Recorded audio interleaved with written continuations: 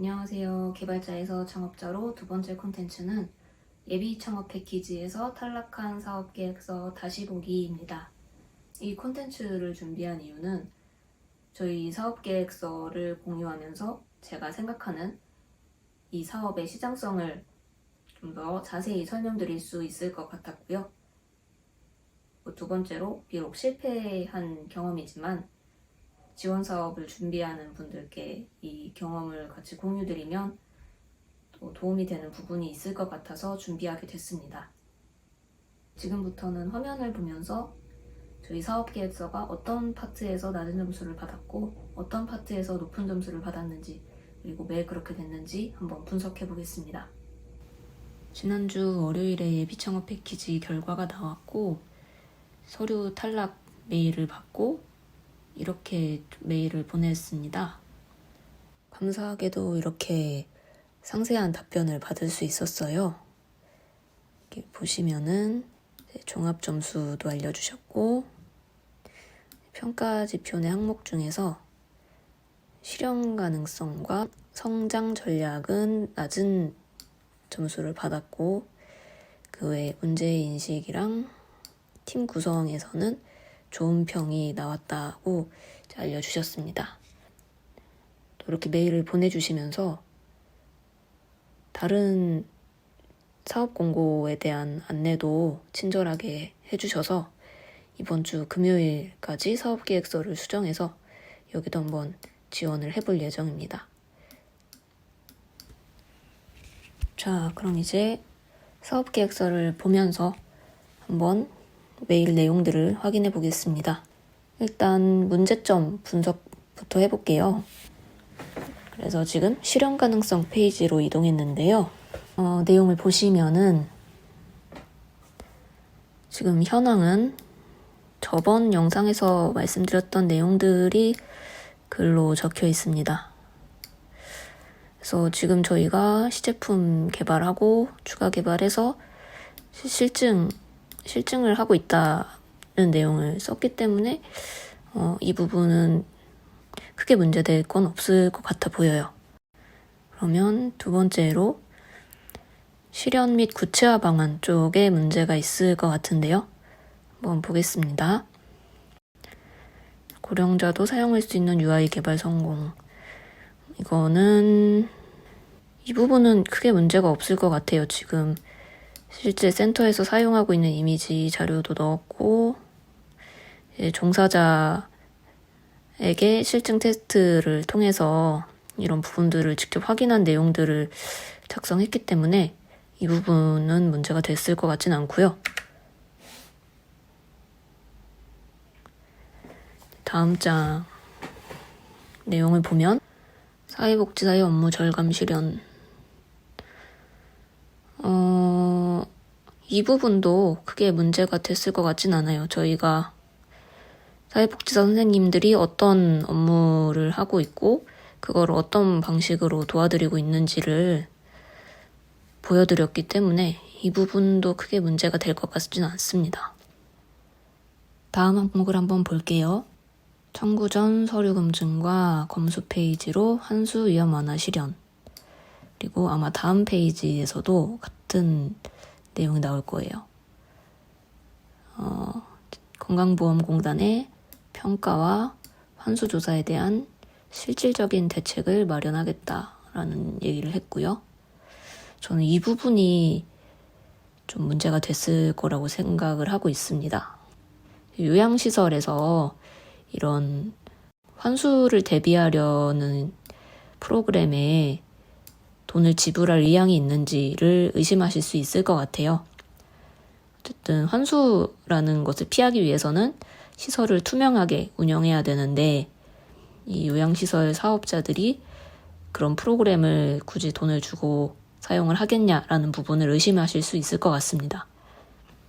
제가 지금 요양시장의 현재 상황과 이 부분이 충분히 사업성이 있다는 것을 조금 더 구체적으로 작성해야 되지 않았나라는 생각을 하고 있습니다. 그래서 이 영상에서도 지금 제가 자료를 통해서 이 부분이 시장성이 충분히 있다는 것을 좀 공유를 드리고 싶어요. 이 자료는 환수 관련된 기사 내용을 캡처한 건데요.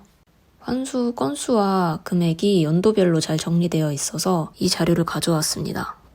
지금 요양시설 대표나 시설장분들이 환수에 관심을 가질 수밖에 없는 게, 보시면 지금 2018년, 19년, 20년 이때는 건수가 거의 없었어요.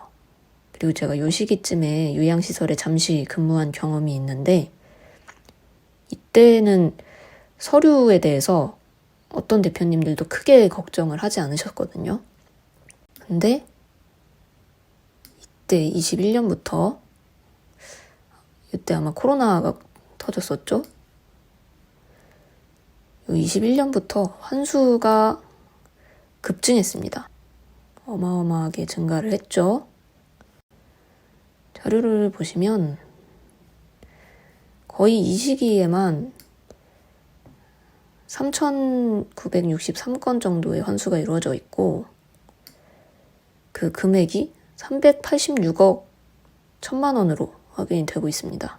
그리고 이제 전문가의 의견도 공단에서 어떤 목표 금액을 채우기 위해서 더 많은 현지 조사를 벌이게 될 가능성이 있고, 기관 입장에서는 이 가능성에 대해서 준비를 해야 된다라고 주장을 하고 있습니다.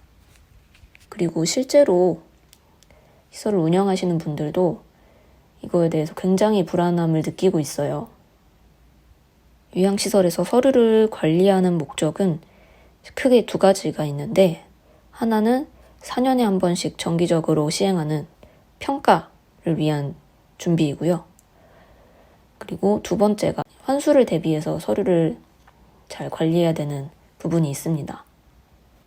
과거에는 거의 서류를 평가 대비를 위한 목적으로 작성을 했어요. 그래서 지금 요양시설에서 거의 대부분 사용하고 있는 프로그램도 평가 대비에 초점이 맞춰져 있고, 환수에 대비해서는 지금 사실 거의 아무런 대책이 없는 상황이거든요, 시장 상황이. 근데 너무 많은 센터에서 환수가 이루어지다 보니까 이 환수에 대비해서 서류 컨설팅을 굉장히 많이 받고 있는 상황이고요. 서류 컨설팅은 어떤 전문적인 사회복지사 선생님들이 센터에 방문을 해서 서류를 검토를 하고, 어떤 부분들이 어떤 위험이 있으니 이렇게 고쳐라 라고 이제 코멘트를 해주는 식으로 진행이 되는데요. 이 컨설팅 비용이 400만 원에서 800만 원? 굉장히 고가로 진행이 되는데도 여기에 시설장 어쩔 수 없이 이런 고가 컨설팅을 받아보시는 분들이 적지 않습니다.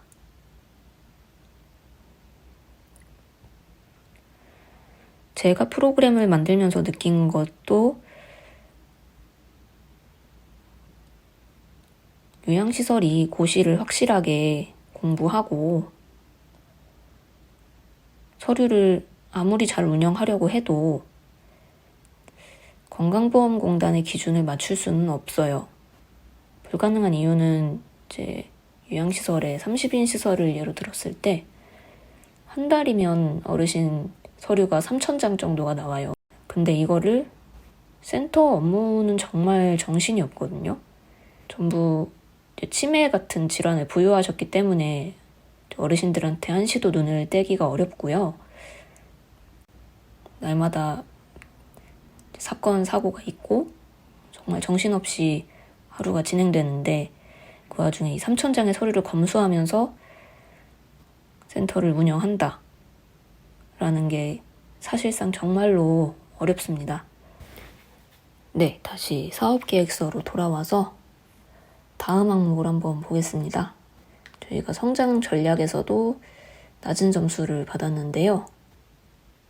이 부분이 문제가 될 것 같습니다. 자금 필요성 및 조달 계획을 이 한 줄을 적고 끝냈어요. 정식 출시를 위한 산출물을 이미 개발 완료하여 추가 자본금이 불필요하다. 추가 자본금이 불필요하면은 지원 사업에 지원할 이유가 없죠. 저희 협약기간의 목표 성과가 100개 센터를 계약해서 3천만 원 달성을 하는 건데요. 제가 이때 대체 무슨 생각으로 이거를 썼는지 모르겠는데 지금 3개의 센터를 실증하고 있는데도 저 한 명으로는 이게 불가능해요. 제가 이 사업계획서를 작성할 당시만 해도 저 혼자 어떻게 할 수 있다고 좀 생각했던 시기였던 것 같습니다. 나의 의지력만 믿고 한 2월에서 3월까지 진짜 7일 내내 근무를 했어요. 굉장히 많은 부작용을 겪으면서 생각을 고쳐먹게 됐죠. 지금 내가 혼자서 어떻게 할 생각을 할 게 아니라 팀을 구성해야 되는 시점이구나. 그래서 추가 자본금 굉장히 필요하고 아마 여기에 내용을 저희가 어떻게 팀 구성을 해야 돼서 얼만큼의 자본이 필요한 상황이다라고 작성을 했어야 됐을 것 같아요. 이 부분이 지금 보니까 굉장히 아쉽네요. 오늘 준비한 콘텐츠는 여기까지고요. 다음 콘텐츠는 저희 프로그램을 파트별로 상세하게 설명해주는 콘텐츠를 기획하고 있습니다. 지금 개발한 프로그램이 어르신, 출석 차량, 프로그램, 제공 기록, 직원관리, 기관관리 이렇게 6개 파트가 있는데요. 파트별로 담을 내용이 많기 때문에 한 주에 한 파트씩 기획해서 작업해서 올릴 예정입니다. 그래서 오늘은 여기까지 해서 마무리하고 다음 주에 준비한 콘텐츠로 다시 찾아오겠습니다. 긴 영상 시청해주셔서 감사합니다.